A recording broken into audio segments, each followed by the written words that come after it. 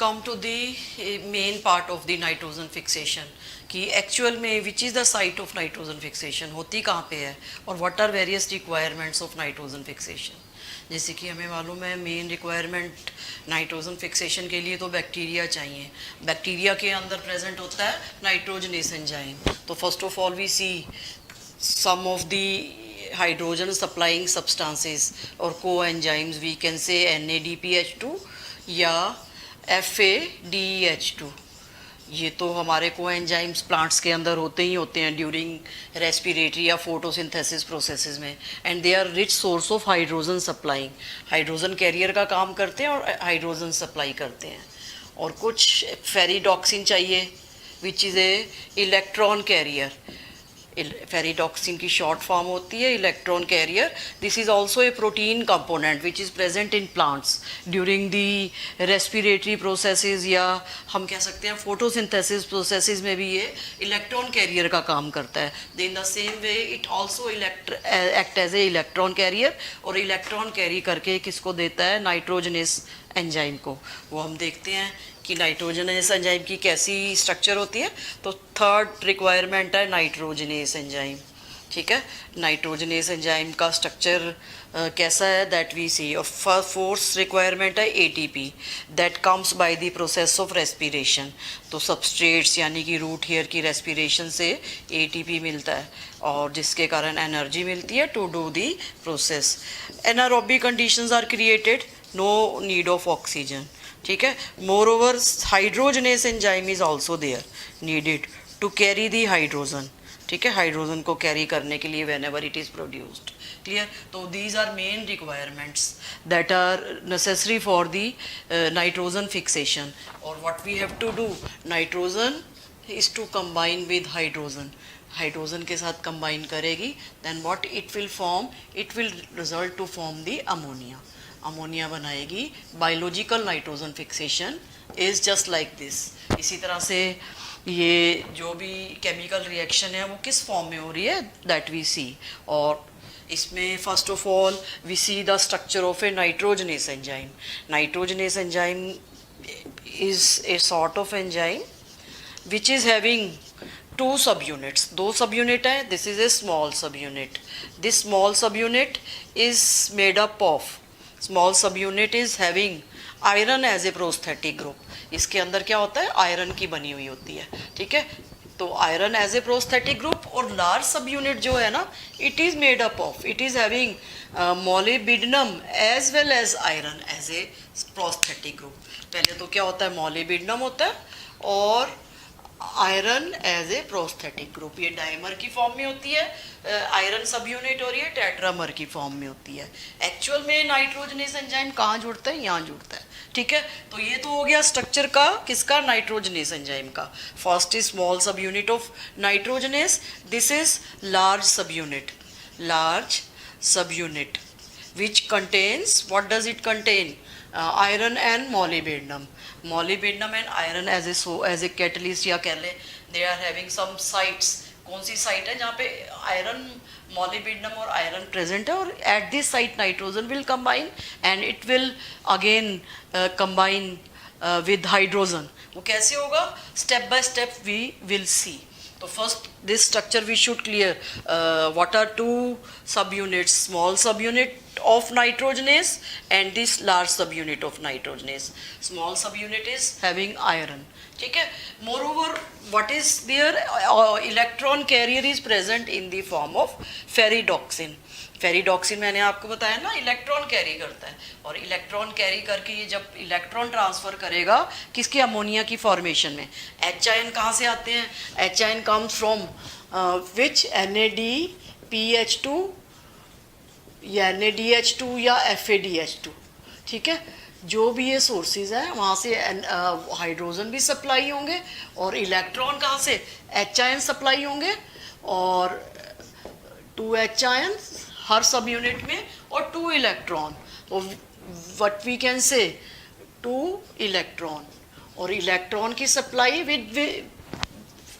with the help of ferredoxin and it is taken from the substrate से लेगा और energy इसमें जो भी होगी that is generated by the host के द्वारा ये एनर्जी जनरेट होगी in the form of ATP. I mean to say whenever these electron transfers reactions are there तो ATP is consumed and energy is released. वो energy क्या होगी nitrogen fixation में utilise होगी. रेस्पिरेटरी प्रोसेस में whatever ATP generation is there और वो ATP generation कैसी होती है इलेक्ट्रॉन ट्रांसफर की हेल्प से. रेस्पिरेशन की चैप्टर में अब बात बिल्कुल क्लियर हो जाएगी. तो अभी व्हाट वी शुड नो कि ferredoxin is acting as a electron carrier. एक तरह का प्रोटीन है जो इलेक्ट्रॉन सप्लाई करता है by taking the electron from the respiratory substrates और ATP is generated and that ATP is utilised in the formation in joining of these hydrogen molecule. Electron भी यहाँ से सप्लाई हो रहे हैं तो इलेक्ट्रॉन जब ये सप्लाई हो रहे हैं तो this is a reduced form of ferredoxin. जब और ये ऑक्सीडाइज हो जाएगा आयरन को दे देगा.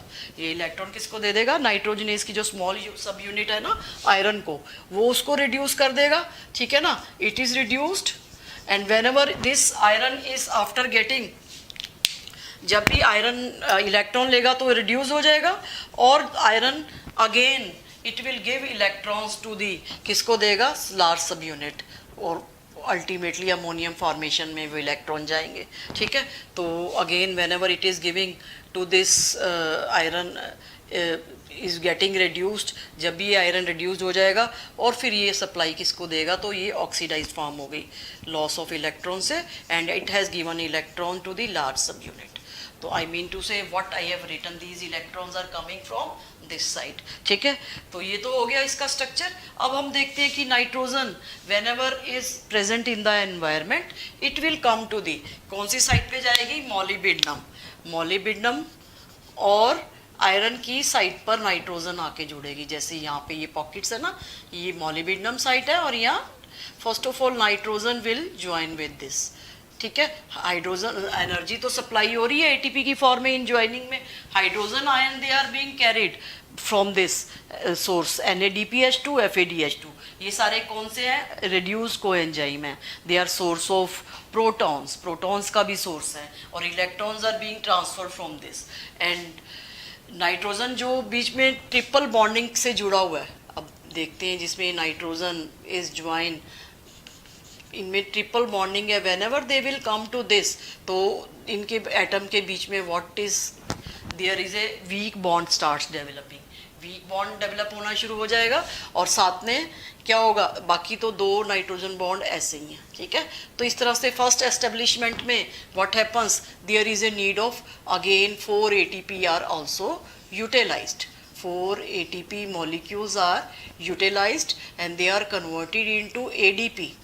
जब इनमें से एनर्जी निकलेगी और इनऑर्गेनिक फास्फेट रिलीज होगा.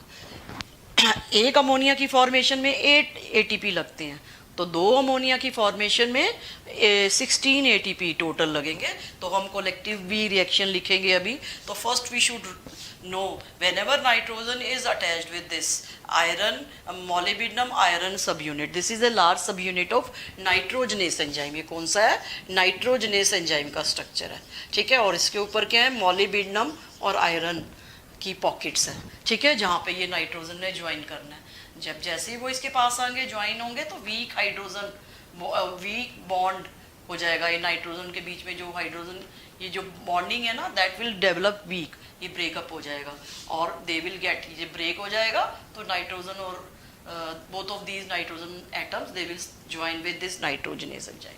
सेकेंड स्टेप में अगेन हाइड्रोजन इज सप्लाइड. अभी तो नाइट्रोजन ज्वाइन हो रहे हैं ना तो अभी इसमें मैंने आपको वी शुड नॉट ये तो मैंने आपको बताया कि अभी हाइड्रोजन की supply what we have to यहाँ से स्टार्ट करनी है. अभी तो हमने यहाँ नाइट्रोजन ज्वाइन किए हैं तो this supply we will be starting from this. अभी what we have to do only ATP is required. इसमें ATP इज रिक्वायर्ड और ये जो प्रोसेस है इट इज़ NADPH2. यहाँ हम देखेंगे हाइड्रोजन विल स्टार्ट ज्वाइनिंग. यहाँ से करेंगे start so that accurate assumption can be made of ATP formation. Again 4 ATP will be joined. 4 ATP लगेंगे और they will consumed and ADP will be formed plus inorganic phosphate. अब इसमें nitrogen के साथ जब दो बॉन्ड डेवलप हुए हैं ना, तो उसमें व्हाट हैपन्स, एक हाइड्रोजन यहाँ और एक हाइड्रोजन यहाँ, तो डाईमाइड बन जाएगा। इसका क्या नाम है, diimide. This diimide is form और the name of this is diimide. Clear? And next again in the next step what happens, again hydrogen or 2 H ions plus 2 electrons, they will come, electron source वही ferredoxin से आएंगे, NADPH2 will be continuously giving hydrogen and then molybdenum and iron subunit पे already what is present, nitrogen और उसके साथ एक hydrogen है, तो one more hydrogen can be form, एक हाइड्रोजन और बन जाएगा, तो इसको हम कह देंगे N2H4। जब इसको कलेक्टिवली लिखेंगे तो what we are getting, N2H4 is form, इसको हम कहेंगे di hydrazine. What is form, di hydrazine. ठीक है, तो 4 ATP 4 ATP 4 ATP again in the next step the same process will be repeated, molybdenum और आयरन सब यूनिट पर फिर से क्या होगा, अगेन एक hydrogen will be coming, H ion will be there plus 2 electron will be there plus again ATP 4 ATP and they will be combining and ADP are formed plus 4 inorganic phosphate जिससे energy release हो रही है। जब भी ये ATP breakup होते हैं ना तो ADP बनते हैं और इनऑर्गेनिक फॉस्फेट, ये टर्मिनल बॉन्ड ATP का जब ब्रेक होता है तो एनर्जी रिलीज होती है and then again we can say इस energy is utilise in the formation of bond, bonding में ये डेवलप हो जाती है। इधर भी हम व्हाट वी कैन से लिख देते हैं एंड क्या कहते हैं, ADP 4 ATP plus 4 ADP plus inorganic phosphate are formed। I think camera was stopped, तो एक बार फिर से देखते हैं। जैसे कि nitrogen hydrogen when it will form dihydrogen, तो यहाँ तक बन गया ना, one more pair of hydrogen and electron from the ferredoxin, they are continuously being supplied, 4 ATP is also consumed and it has consumed and it has resulted to form ADP and 4 inorganic phosphate and ultimately इस iron molybdenum की सब unit को हमने यहाँ लिख दिया, एक nitrogen के साथ 3 हाइड्रोजन, दूसरे के साथ भी 3 hydrogen has been formed and later on what will these subunit nitrogenase subunit get apart and ammonia is released. तो ये सब नाइट्रोजनेज के ऊपर फंक्शन हो रहा है और ATPs they are being consumed. कितने ATPs लग गए, हमने देखा कि step by step 16 ATPs are being consumed. And what was another requirement, 16 ATP के अलावा total what is the reaction, nitrogen plus 8 H ions plus 8 electrons, 8 electron, nitrogen plus 8 H ion plus 8 electron plus 16 ATP are formed। 16 ATP बने ना, फिर उसके बाद जब ये reaction हुई नाइट्रोजनेस एंजाइम की प्रेजेंस में या उसी के ऊपर ही, ठीक है, which is acting as a catalyst, iron molybdenum इसकी कैटालिटिक साइट्स हैं जहाँ पे ये रिएक्शन हो रही है, जहाँ हाइड्रोजन जुड़ेगी। तो what we are getting 2 molecules of ammonia and again 16 ADP are formed क्योंकि प्लस 16 इनऑर्गेनिक फास्फेट प्लस एक molecule of hydrogen is also produced. और क्या होता है, कई बार कुछ बैक्टीरिया क्या करते हैं, इस हाइड्रोजन को कंज्यूम कर लेते हैं because of having hydrogenase enzyme. तो there is hydrogenase enzyme that take them, उसको कंज्यूम कर लेता है, बैक्टीरिया के द्वारा ले लिए जाते हैं, ठीक है।